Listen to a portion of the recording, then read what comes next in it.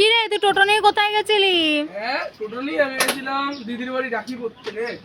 তো দিদির বাড়ি এই মোড়ের মাথায়, তুই মোড়ের মাথায় টোটো নিয়ে গেছিলি রাখি করতে? টোটো করে একটু কাজ ছিল, টোটো করে একটু গেছিলাম এইদিকে একটু বন্ধুর বাড়ি। একবার আসার সময় রাখিটা পরে এলাম। এইটা দেখো ওকে কত বড় রাখি পরিয়ে দিয়েছে। দেখো কত সুন্দর। এই দিকটা আমার মনে হচ্ছে খুলে খুলে যাবে, বুঝতো? খুলবে না, ওটা ওরকমই হয়। কালকে আরো দুটো রাখি পরবো, কিন্তু অত সকালে উঠতে পারবো না। অত সকালে উঠতে হবে, কিছু করার নেই। খুব কষ্ট গাইছে অত সকালে উঠতে আমার। 8:30টায়।